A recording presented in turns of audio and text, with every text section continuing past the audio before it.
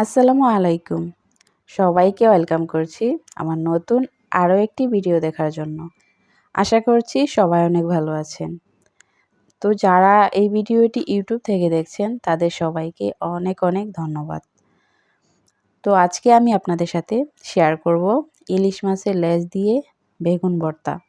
এটি কিন্তু অসম্ভব লেভেলের মজার একটি রেসিপি। তো চলুন কথা না বাড়িয়ে মূল রান্নায় চলে যাই। এখানে আমি একটি লেজ নিয়ে নিয়েছি, আপনারা দেখতেই পাচ্ছেন, আর একটি বেগুন আমি এভাবে কাটার দিয়ে খোসা ছাড়িয়ে নিয়েছি। এই তো লেজটাও পরিষ্কার করে নিয়েছি। এখন আমি বাকি ইনগ্রিডিয়েন্টসগুলো দেখিয়ে দিব।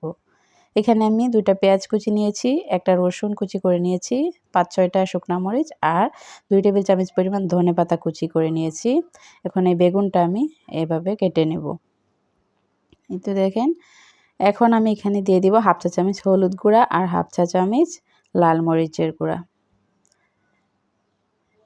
এগুলো দিয়ে তারপর আমি এখানে সামান্য পরিমাণ পানি দিয়ে হাত দিয়ে খুব ভালো করে এটি মাখিয়ে নিব। তো প্রত্যেকটার গায়ে আমি খুব ভালো করে মাখিয়ে নিয়েছি। মাখানো হয়ে গেলে এখন চলে যাব চুলায়।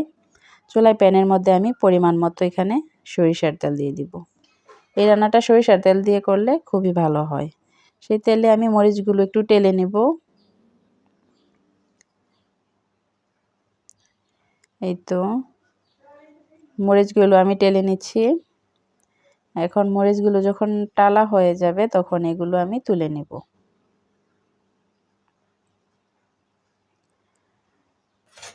মরিচ তোলা হয়ে গেলে সেই তেলেই আমি এখন ইলিশ মাছের লেজটা ভেজে নেব। এটি কিন্তু খুব কড়া করে ভাজতে যাবেন না,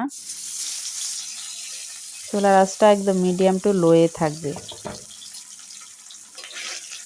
এই তো উল্টিয়ে পাল্টিয়ে আমি ভেজে নেব। এটি অনেকক্ষণ ধরে সময় নিয়ে ভাজতে হবে না, একটু উল্টিয়ে পাল্টিয়ে ভেজে নিলেই হয়ে যাবে, যেহেতু আমি আগেই ম্যারিনেট করে রেখে দিয়েছিলাম মশলা দিয়ে। এই তো আমার মাছটা ভাজা হয়ে গেছে, এখন আমি তুলে নিচ্ছি। আর এদিকে সেই তেলের মধ্যে আমি দিয়ে দিব সেই রসুন কুচিগুলো একটু ভেজে তারপর দিয়ে দিব এখানে পেঁয়াজ কুচিটাও একটু ভেজে নেব। এ পর্যায়ে আমি দিয়ে দিব সেই বেগুনগুলো। এই তো মশলা মাখানো বেগুনগুলো দিয়ে সেটিও কিন্তু আমি নেড়ে চেড়ে একটু ভেজে নিব। এই তো এ পর্যায়ে আমি 1 চা চামচ পরিমাণ লবণ দিয়ে দিব। লবণটা আপনারা পরবর্তীতে চেক করেও আরও অ্যাড করতে পারেন, যে যেটুকু খেতে পছন্দ করেন। তারপর লবণটা খুব ভালো করে আমি মিশিয়ে নিব। মিশিয়ে এখন ঢাকনা দিয়ে আমি এটি ঢেকে দিব। আর এদিকে আমি সেই লেজটা ভাজতে চলে যাব। এই তো লেজের কাটা ছাড়াতে প্রথমেই কিন্তু আপনাকে এভাবে লেজটা ভেঙে তারপর যে মূল কাটাটা সেই কাটাটা বের করে নিতে হবে।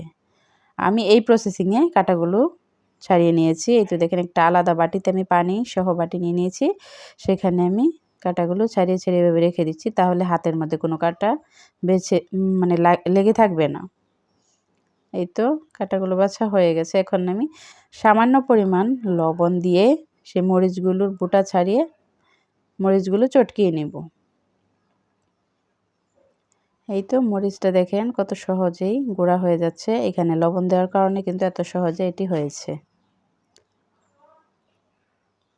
এই তো যখন এগুলো রেডি হয়ে যাবে এই পর্যায়ে চলে যাব চুলায় আমি ঢাকনাটা খুলে দেখতে পাচ্ছি যে আমার সেই বেগুনগুলো একদম নরম হয়ে গলে গেছে। আপনারা দেখেই নিশ্চয়ই বুঝতে পারছেন। এটি কিন্তু আমি মিডিয়াম লো আছে বসিয়ে দিয়েছি, আর এখানে কোনো প্রকার পানি কিন্তু আমি অ্যাড করিনি। বেগুন থেকে যে পানিটা উঠেছিল সেই পানি দিয়ে এটি সেদ্ধ হয়ে গেছে। এখন আমি এই বেগুনের মধ্যে দিয়ে দিব এই তো মাছটুকু আর সেই মরিচটুকু দিয়ে দিয়েছি। আর দিয়ে দিব আমি ধনেপাতা কুচিটাও এই পর্যায়ে আমি দিয়ে দিব। এই তো ধনেপাতা কুচিগুলো দিয়ে দিচ্ছি। এই ধনেপাতা দেওয়াতে কিন্তু এর টেস্টটা আরও বেশি বেড়ে যাবে। এখন আমি উল্টিয়ে পাল্টিয়ে নেড়ে মিশিয়ে নিব মাছ আর ধনেপাতাগুলো বেগুনের সাথে। এই তো এটি কিন্তু খুব বেশিক্ষণ চুলায় রাখবেন না ধনেপাতা দেওয়ার পর। এই তো যখন একটু মিশে যাবে তখন আমি এটি নামিয়ে নিব। এই তো দেখেন ভিউয়ার্স আমার ভর্তাটা একদম রেডি হয়ে গেছে। দেখেই একদম জিভে জল চলে আসে। এই ভর্তা দিয়ে ১ প্লেট ভাত অনায়াসে খাওয়া যায়। তো ভিডিওটি যদি আপনাদের কাছে ভালো লেগে থাকে তাহলে প্লিজ আমার চ্যানেলটি সাবস্ক্রাইব করে দিবেন। ভালো থাকবেন সবাই। আজকের মতো এখানেই বিদায় নিচ্ছি। আল্লাহ হাফেজ।